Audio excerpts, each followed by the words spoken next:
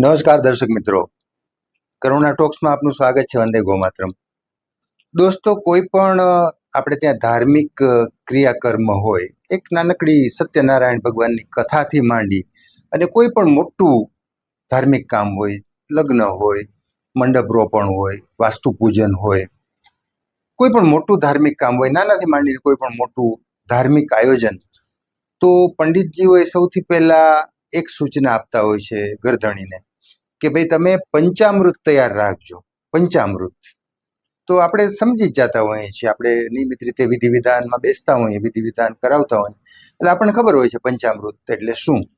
માનો કે કોઈને ખબર નથી કદાચ, તો જે કર્મકાંડ કરાવનાર વ્યક્તિ છે, જે પંડિતજી, એ કહેતા હોય છે કે ભાઈ 5 વસ્તુ ઘરમાં તમે લઈ અને રાખજો, એની ત્યાં જરૂર પડશે પૂજામાં, વિધિમાં, પૂજનમાં. તો 5 વસ્તુ કઈ? તો કે એક તો ગાયનું દૂધ, શક્ય હોય તો મળે તો ગાયનું દૂધ, અને મળે જ.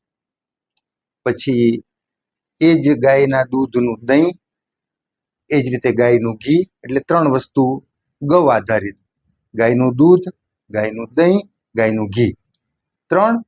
પછી મધ, શુદ્ધ મધ મળે તો સારું, બજારમાં વેચાતું હોય એવું, અથવા તો ડબ્બામાં પેક જે કોઈ કંપનીઓના મધ આવતા હોય છે એમાં તો પછી કલર ને એ બધું હોય છે, આપણે જાણીએ છીએ. પણ ન મળે તો બીજો કાંઈ રસ્તો ના હોય, પણ મળી જતું હોય છે, તો શુદ્ધ મધ ચોથું, અને 5મું સાકર.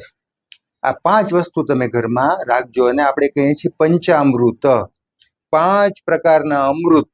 હવે આનો મતલબ એવો થાય કે આ 5 વસ્તુ અમૃત હશે, હોવી જોઈએ.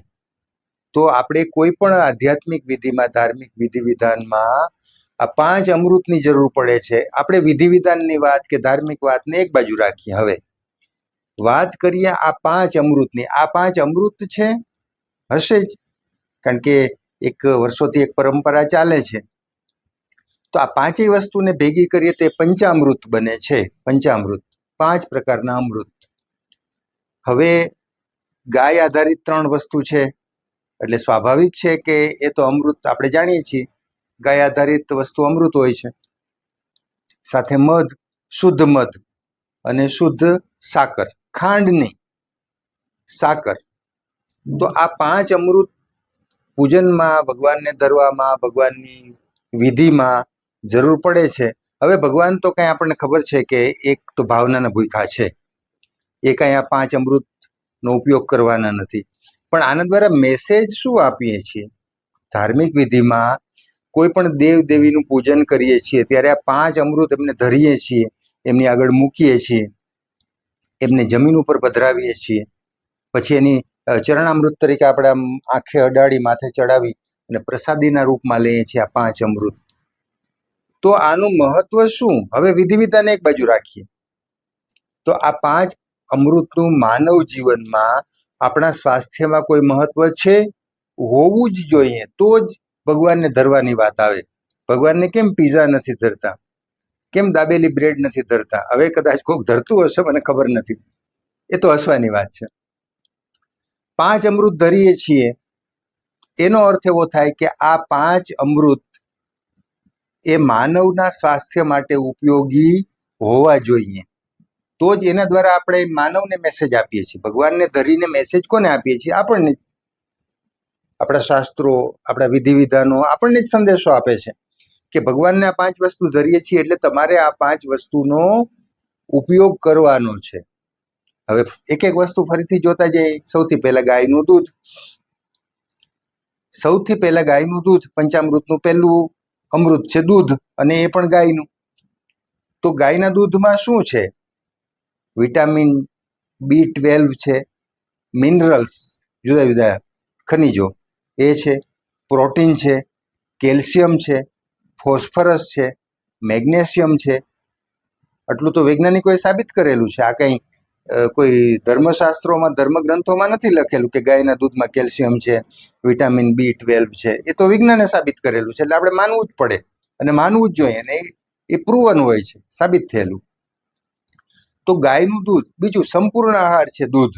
આપણે ગાયના દૂધ ઉપર અત્યારે ફોકસ કરીએ, ન મળે તો પછી અન્ય દૂધ લઈએ, પણ ગાયનું દૂધ એ સંપૂર્ણ આહાર છે. આટલા એમાં માનવ શરીરને ઉપયોગી તત્વો છે. અચ્છા, એના ફાયદા શું છે? હાડકાં મજબૂત કરે છે. દૂધનો નિયમિત રીતે ઉપયોગ આપણે કરીએ જ છીએ. સાંજના ભોજનમાં મોટે ભાગે આપણી પરંપરા દૂધ ખાવાની છે, શક્ય હોય તો ગાયનું. રોટલો, રોટલી, ભાખરી જે પણ ખાતા હોય, સાથે શાક ખાતા હોય, ગામડામાં ખીચડી પણ ખાતા હોય છે.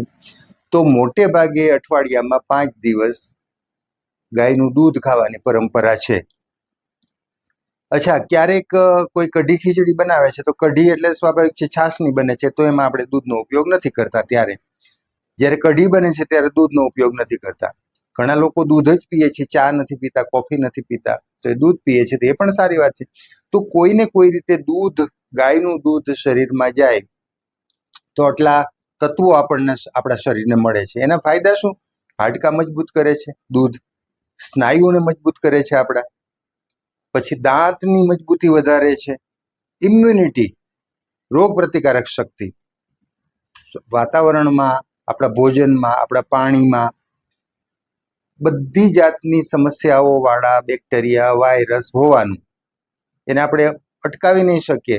શ્વાસ લઈએ છીએ તો અનેક પ્રકારના વાયરસ શરીરમાં નાક વાટે આપણે લઈએ છીએ, શરીરમાં જાય છે. પણ ઇમ્યુનિટી હોય તમારી સારી, રોગ પ્રતિકારક શક્તિ, તો તમને એનાથી બચાવશે.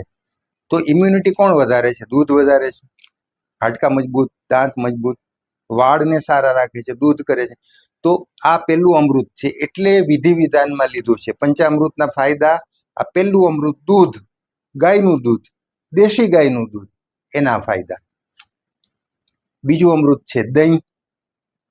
આપણે લગભગ બધા લોકોને દહીં ભાવતું હોય છે. દહીં તો કેટલાય લોકો સવારમાં દહીં ને રોટલો, દહીં ને રોટલી, દહીં ને ભાખરી, જેને પણ જે ભાવે છે એ ખાતા હોય છે દહીં સાથે. બપોરના ભોજનમાં લોકો દહીં લેતા હોય છે, ઘણા લોકો લે છે. તો આયુર્વેદ પણ બહુ આગ્રહ રાખે છે દહીંનો. મેડિકલ સાયન્સ, આધુનિક વિજ્ઞાન છે જે, એ પણ આગ્રહ રાખે છે. એલોપેથી, દરેક પથ્થીમાં દહીંનો, દૂધની જેમ દહીંનો આગ્રહ રાખ્યો છે. જેને દૂધ નથી ભાવતું એને માટેની વાત નથી, પણ જેને સામાન્ય રીતે બધા મોટાભાગના લોકોને ફાવતું હોય છે એની આ વાત છે. દહીંમાં પણ એવું છે, કોઈકને દહીં ન ભાવતું હોય તો એને માટેની આ વાત નથી, પણ ઓવરઓલ જનરલી દહીં લોકોને ભાવતું હોય છે અને ફાવતું હોય છે. તો દહીંમાં શું છે? પ્રોટીન છે, કેલ્શિયમ છે, B12 છે, B6 છે, આ બધા વિટામિન્સ છે, પોટેશિયમ છે, પ્રોબાયોટિક્સ છે. પ્રોબાયોટિક્સ હોવા એનો અર્થ એવો થાય કે તમારી પાચનની જે ક્રિયા છે, જે કુદરતી બેક્ટેરિયા આપણા શરીરમાં, આપણા આંતરડામાં બનતા હોય છે, જે પચાવે છે ખોરાકને, એ દહીં દ્વારા પણ શરીરમાં જાય છે. કોઈને કોઈ કારણસર કુદરતી પ્રોબાયોટિક્સ ઘટે છે, તો એ દહીં દ્વારા પૂરા કરી શકાય છે. એટલે જ્યારે પણ આપણને ડાયેરિયા જેવું થયું હોય, જ્યારે પણ આપણને મરડો થયો હોય અથવા ઇનડાઇજેશન જેવું હોય, તો આપણને ડૉક્ટરો સલાહ આપતા હોય છે કે શક્ય હોય તો ગાયનું દહીં, ગાયના દૂધમાંથી બનેલું દહીં તમે જીરું નાખીને, થોડું મીઠું નાખીને ફાવતું હોય તો એ રીતે દહીંનો ઉપયોગ કરજો. દહીં અને ભાત ખાજો, જીરાવાળું દહીં ખાજો. તો આવી સલાહ એટલે આપતા હોય છે, એમાં પ્રોબાયોટિક્સ છે. તો દહીંમાં આટલા તત્વો છે. બીજું અમૃત દહીં, એનાથી શું થાય છે? પાચનની ક્રિયાને બહુ તેજ કરે છે દહીં. ઇમ્યુનિટી, રોગ પ્રતિકારક શક્તિ વધારે છે. હાડકાં અને ત્વચા, એને માટે પણ ફાયદારૂપ છે. તો દહીં બીજું અમૃત છે. ત્રીજું અમૃત છે ઘી. શક્ય હોય તો ગાયનું જ લઈએ, દેશી ગાયનું લઈએ. તો ઘીમાં શું છે? હેલ્ધી ફેટ્સ છે. સામાન્ય રીતે ફેટ એટલે ચરબી, એ નુકસાન કરે છે. ચરબીનું નામ પડે એટલે આપણે ડરીએ છીએ, પણ ચરબી બે પ્રકારની છે. હેલ્ધી ફેટ છે એ જુદી વસ્તુ છે. તો ગુડ કોલેસ્ટ્રોલ જેને આપણે કહીએ છીએ, અને એક બેડ કોલેસ્ટ્રોલ છે. બેડ કોલેસ્ટ્રોલ ખરાબ છે, પણ ગુડ કોલેસ્ટ્રોલની આપણે બધાને જરૂર હોય છે. તો ક્યાંક ને ક્યાંક એ દેશી ગાયના ઘીમાંથી આપણને મળી રહે છે. હેલ્ધી ફેટ્સ જેને કહીએ, ગુડ કોલેસ્ટ્રોલ જેને કહીએ, વિટામિન મળે છે, એન્ટીઓક્સિડન્ટ છે દેશી ગાયનું ઘી. એટલે કે શરીરમાં ઝેરી તત્વો આવે છે પાણી દ્વારા, ખોરાક દ્વારા, શ્વાસ દ્વારા, એને દૂર કરે છે, કાઢે છે શરીરમાંથી, એન્ટીઓક્સિડન્ટ. તો આ પણ એક ઘીનો ફાયદો છે. વિટામિન કેટલા બધા પ્રકારના, એ છે, ડી છે, ઈ છે, કે છે, લોહી માટે ઉપયોગી જે વિટામિનો છે, ઈ, કે વગેરે, તો એ પણ આપણા દેશી ગાયના ઘીમાં છે. એમિનો એસિડ છે દેશી ગાયના ઘીમાં, એટલે પણ તમને પાચન અને રોગ પ્રતિકારક શક્તિ માટે સારું છે. ઓમેગા 3 અને 6 છે એ પણ બહુ ઉપયોગી છે શરીર માટે. ઓમેગા 3 અને ઓમેગા 6 ફાયદા શું છે દેશી ગાયના ઘીના? પાચન સમૃદ્ધ કરે છે, હાડકાં મજબૂત કરે છે, સાંધા મજબૂત કરે છે. આજે 40, 45, 50ની ઉંમર પછી પુરુષો અને ખાસ કરીને બહેનોને, મહિલાઓને પગની તકલીફ થાય છે, ગોઠણની તકલીફ થાય છે, તો ક્યાંક ને ક્યાંક એને દેશી ગાયનું ઘી ફાવે એટલી માત્રામાં લેવાની સલાહ આપવામાં આવે છે. કારણ કે જે ઓઇલિંગ થવું જોઈએ સાંધામાં એ ઘી દ્વારા થાય છે, દેશી ગાયના ઘી દ્વારા. તો એ સાંધા માટે ઉપયોગી છે, ત્વચા માટે ઉપયોગી છે, ઇમ્યુનિટી વધારે છે. તો આ ત્રીજું અમૃત છે દેશી ગાયનું ઘી.